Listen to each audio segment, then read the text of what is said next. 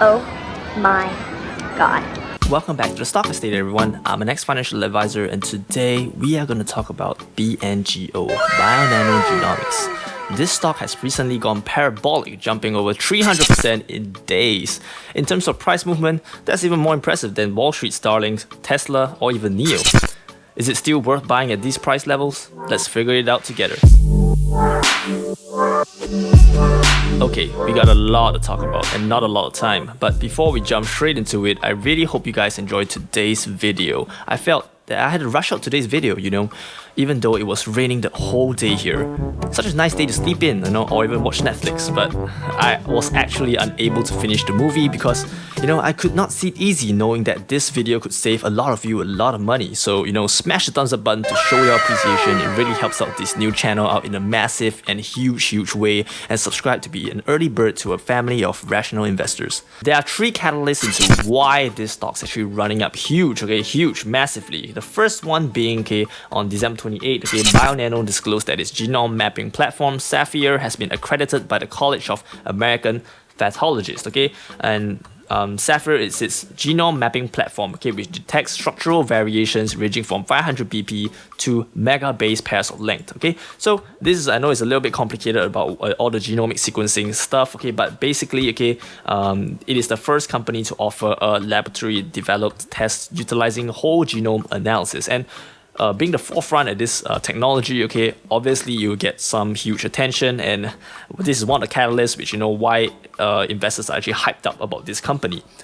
And second reason actually, is in my last week's video, or the video that I posted earlier on about the genomics space itself. Genomics as a sector has been getting really hot lately. A lot of people are getting into these companies because firstly, ARK Invest, Cathy Woods has been really talking about this being the next Tesla, the next sector that's going to run up like Tesla. So a lot of people are currently very interested in these companies.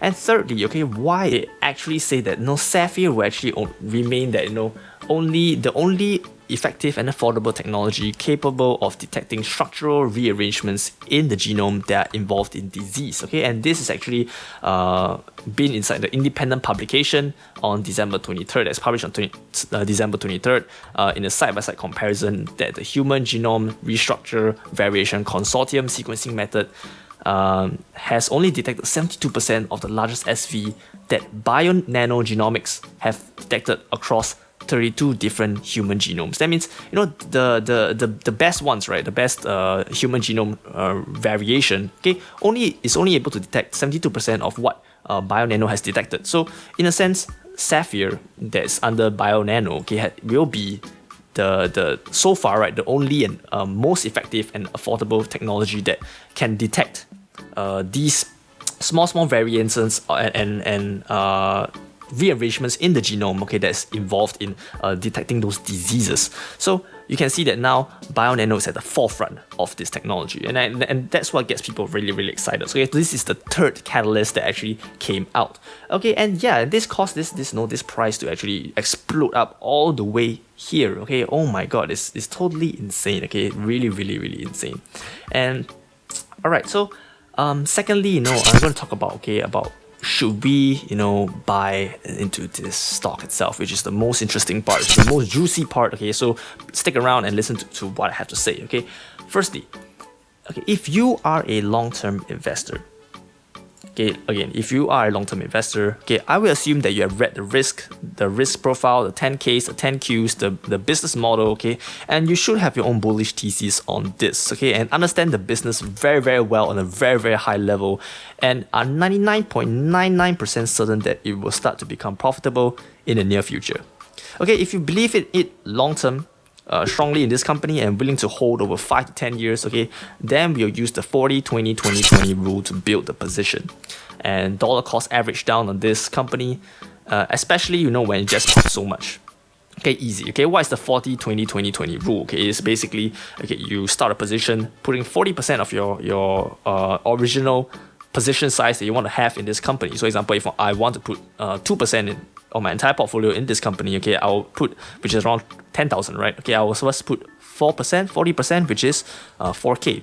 Then I'll average into it 2K, 2K, 2K, 20%, 20%, and 20%, because this is actually a way of managing your risk so that you're not ensuring that you're not buying at the highs at any given point of time. Okay, which is a smart thing to do in terms of risk management. Okay, so this is pretty easy. Okay, dollar cost average if you're a long-term investor, easy. Okay, nothing much to say about this. Okay, but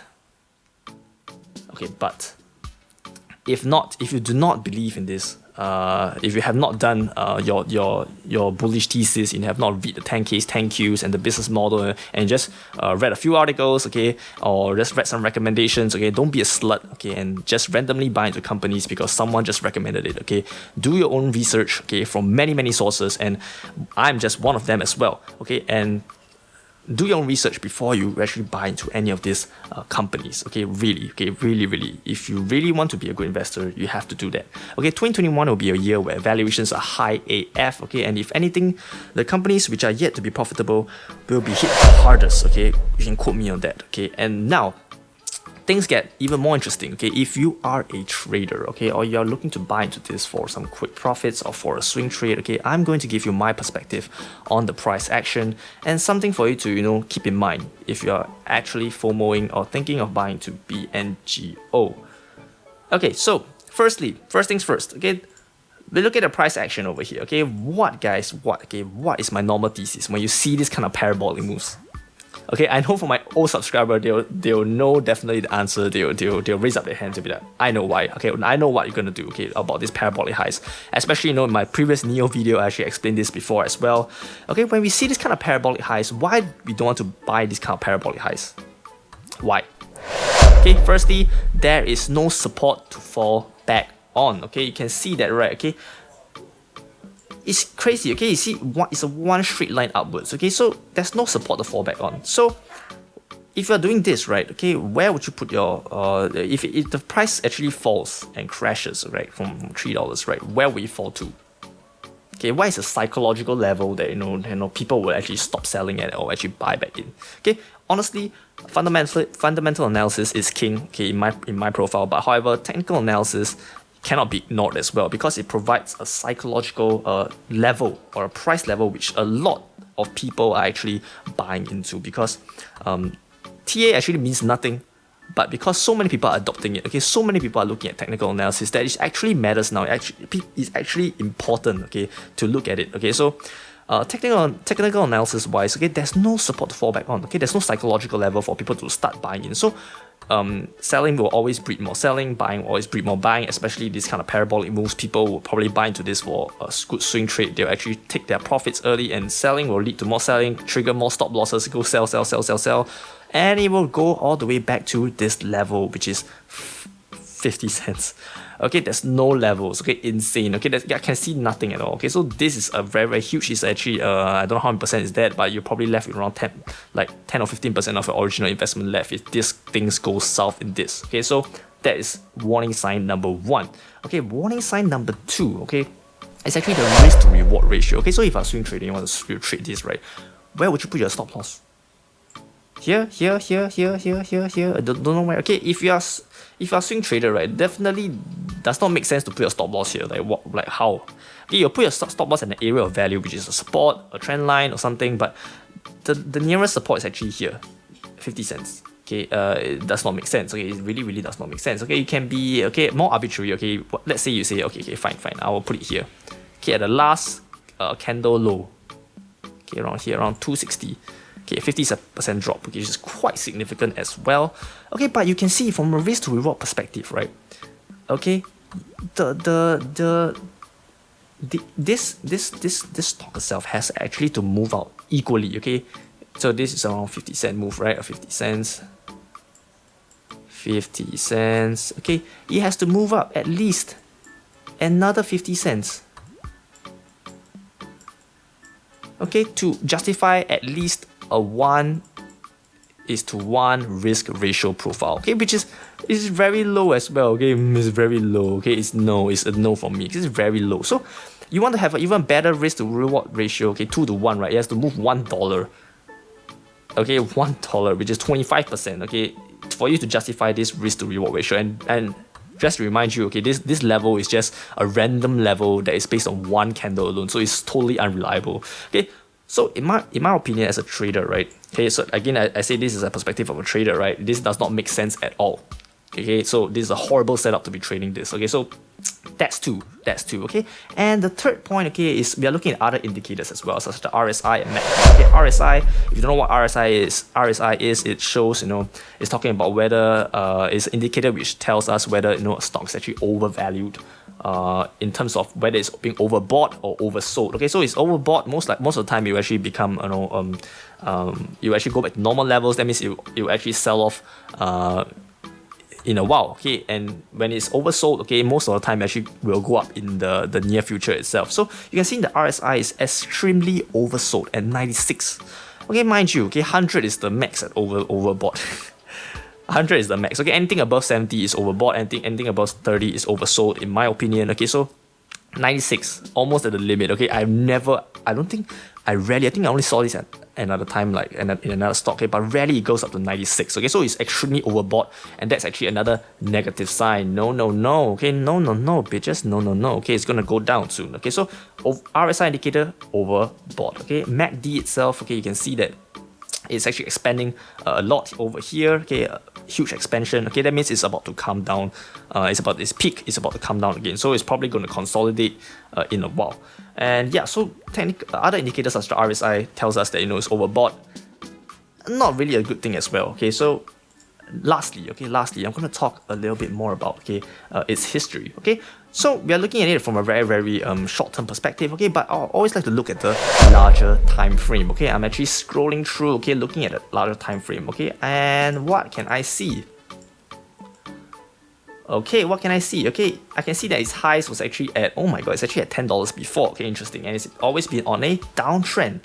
Okay, it's on a downtrend. Okay, but what's interesting about this, right? Okay, so looking at it from a long-term perspective, right, I can see that, okay, it's always been downtrend, which is most of the time, since the stock is in a downtrend, you want to be buying it because the trend is your friend. But however, it shows signs of reversal as it popped up. But however, okay, look at this interesting thing. Okay, historically, it has shown that it always like to pop up massively, then deflate straight after, pop up massively.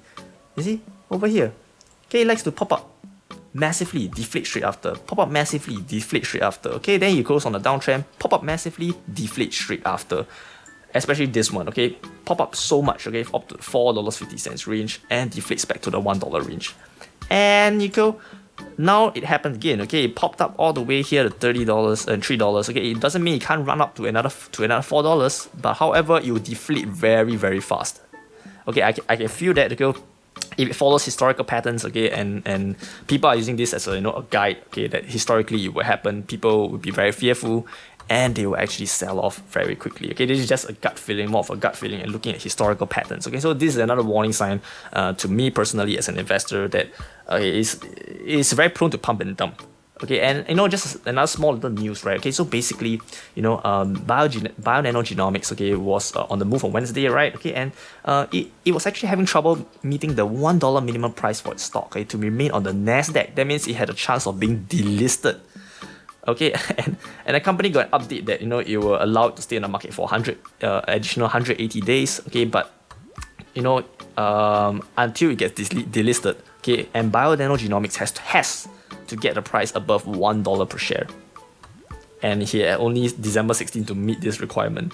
And okay, so you can see that Bionano Genomics has a huge incentive or reason to actually release news to bring its price up so that it won't get delisted. Okay, so to bring it up to at least $1. Okay, and yeah, so they are very happy that after the price pop itself, the Nasdaq granted their request for an extension, and they have been making steady progress and with the business.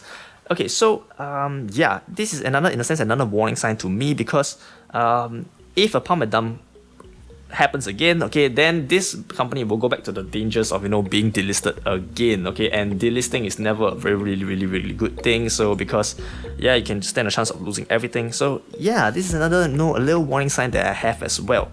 Okay, so yeah, I really hope you guys enjoyed today's video. To sum it out, okay, so sum it all up, okay, that's what everyone is actually buying in right now. Okay, BNGO is the huge hype that's going on right now. Okay, and I leave it to you, to decide whether it is worth it to buy in as of right now. Okay, for me, you know my answer. Okay, I'm not going to delve too much deeper into that. Okay, I'm going back to my Netflix show and enjoying the nice cold weather. Okay, subscribe if you haven't already for more educational content like this, and then I'll see you in the next video. Stock is stayed out.